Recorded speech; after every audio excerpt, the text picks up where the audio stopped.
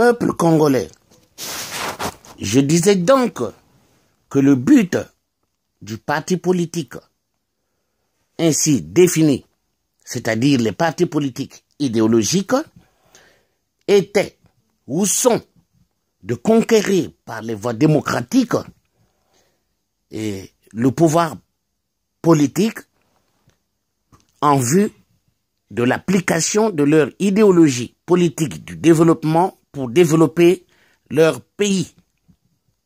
Ainsi, l'idéologie politique majoritaire dans le pays, du nord au sud, de l'est à l'ouest, en passant par le centre, devient la majorité qui gouverne le pays. Les idéologies politiques minoritaires dans le pays deviennent l'opposition, qui exerce leurs activités librement dans le pays, qui s'expriment librement sur les médias de l'État et privés, au travers des meetings, des marches pacifiques, des réunions et autres formes d'expression prévues par la loi, sans être inquiétés. Voilà, peuple congolais, le programme et l'objet pour lequel le AFN a été créé. Malheureusement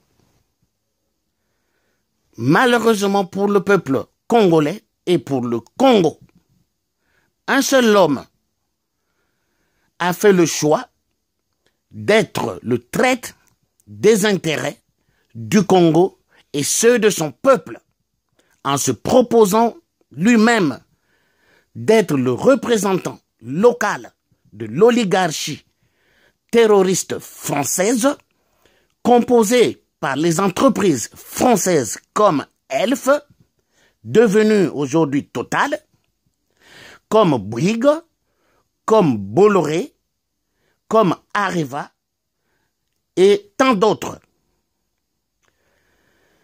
à qui ce traître de la République livre toutes les matières premières de notre pays et participe lui-même avec sa famille et son ethnie au pillage sauvage et sans scrupule des matières premières de son propre pays, en association avec cette oligarchie terroriste française, qui en contrepartie interviennent auprès du gouvernement français pour assurer à ce traître un soutien et une impunité de ses crimes de sang, mais aussi de ses crimes économiques.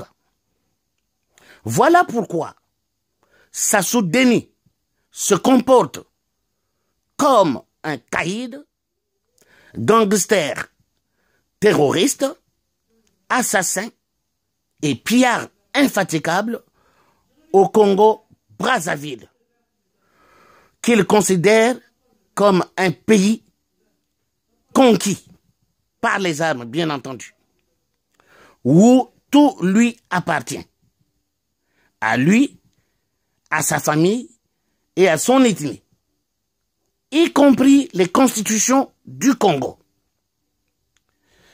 Son dernier acte en date est son coup d'État militaro-constitutionnel concrétisé le 25 octobre 2015 au travers un état de siège à huis clos qu'il appelle référendum, pendant lequel sa milice privée et tribale, dont les effectifs sont complétés par les mercenaires étrangers, ont envahi notre pays en arrêtant arbitrairement, en enlevant, en torturant, en intimidant et en donnant la mort à notre vaillant peuple aux mains nues et sans défense, par la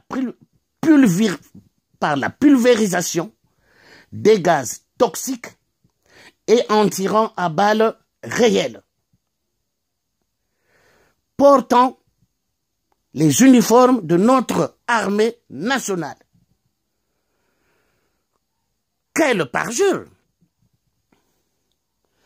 Sans oublier les hommes politiques arrêtés et présentés devant sa justice tribale.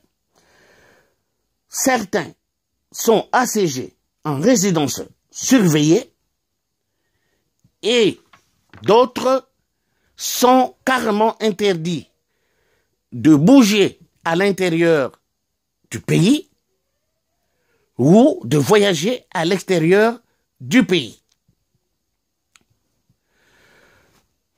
Médiateur autoproclamé dans la crise centrafricaine, le dictateur Sassou Deni refuse tour à tour la médiation de l'ONU à 3 reprises et celle de l'Union européenne pour la mise en place d'une véritable gouvernance électorale et qui aurait pu mettre en place une commission électorale indépendante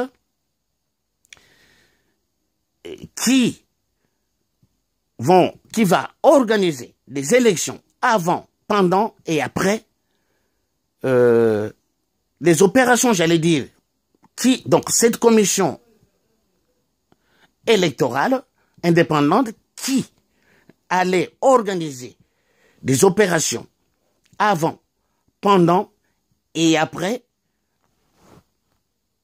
toutes les élections en 2016. Ayant abrogé illégalement la Constitution du 20 janvier qui faisait de lui le président non élu et autoproclamé de la zone de non-droit qu'il a installée au Congo par les armes, il reste quand même, soi-disant, président de la République. Je me demande de quelle République s'agit-il. Et ceci, même si son état de siège du 25 octobre, qu'il appelle référendum, n'a fait que moins de 3% de participation.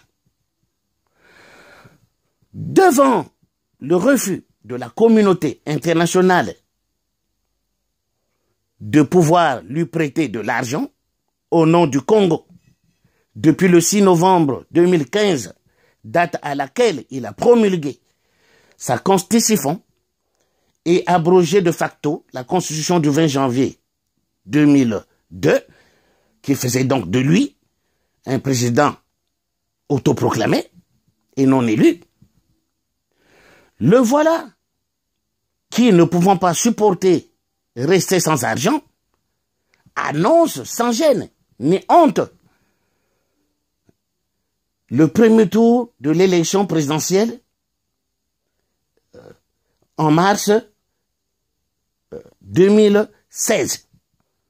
Élections qui, selon lui, seront organisées par lui-même et son gouvernement, qui sont tombées depuis l'abrogation par lui-même de la Constitution du 20 janvier 2002, à laquelle ces institutions, toutes ces institutions étaient liées. Peuple congolais, Sassou Deni, ses députés, ses sénateurs, ses maires, ses conseils départementaux, sa Cour suprême et son Conseil constitutionnel, qui sont tous nommés et non élus, sont tous tombés depuis le 6 novembre 2015, date à laquelle il a promulgué sa nouvelle constitution, votée à 3%, et abrogé de facto la constitution du 20 janvier 2002. Toutes ces institutions ne tiennent aujourd'hui que grâce à sa milice privée et tribale. La preuve, même totale, et la Chine refuse de lui prêter de l'argent au nom du Congo. Sassou Deni et son gouvernement sont donc illégaux et illégitimes et ne peuvent donc pas organiser des élections anticipées ou même normales dans notre pays dont ils seront eux-mêmes candidats. Lorsqu'on sait qu'ils sont capables de transformer les moins de 3% en 73% de participation et les 1% de oui en 94% de oui. Il n'y aura pas donc des élections au Congo en 2016 organisées par Sassou Deni et son gouvernement qui sont illégaux et illégitimes. Peuple congolais, que Sassou Deni ait le soutien de Total et de l'oligarchie terroriste française ou de François Hollande. Je vous rappelle que le Congo est indépendant depuis 1960. Il n'appartient donc pas à François Hollande, élu par les Français, de venir décider quoi que ce soit au Congo. Total, Arriva, Bolloré et autres, tout comme les entreprises chinoises ou belges ou italiennes qui sont au Congo, sont des partenaires qui doivent respecter la loi congolaise. Il n'appartient pas à leurs gouvernants d'imposer quoi que ce soit aux Congolais. Nous sommes donc majeurs et nous devons nous libérer nous-mêmes. Notre libération ne viendra pas de François Hollande, ni de la France. Et donc, la société et l'association Fraternité Nationale, en sigle AFEN, demande à tout le peuple congolais de se lever comme un seul homme pour faire barrage aux gangsters, terroristes, bandits, Sassou Deni et à ces élections anticipées qui ne sont autres qu'une mascarade visant à lui procurer un pouvoir à vie. Nous devons donc nous lever pour faire barrage à cette mascarade électorale qu'il prévoit organiser en mars 2016 pour récupérer la légitimité et l'illégalité qu'il a perdue en abrogeant sa propre constitution du 20 janvier 2002. Debout, peuple congolais, et faisons barrage à cette simulacre et mascarade électorale. Pour qu'il y ait élection au Congo, il faut la mise en place d'une commission électorale indépendante, acceptée de tous, et qui va préparer les opérations avant, pendant et après les élections, accompagnée par la communauté internationale. Sinon, il est mieux pour nous de faire barrage à ce primitif barbare, très violent, sauvage, aliéné, obscur, qu'il fasse encore un état de siège, comme lors de ce qu'il a appelé référendum à huis clos, que de lui laisser organiser cette mascarade sans pourtant rencontrer la farouche opposition du peuple congolais, libre, civilisé et moderne.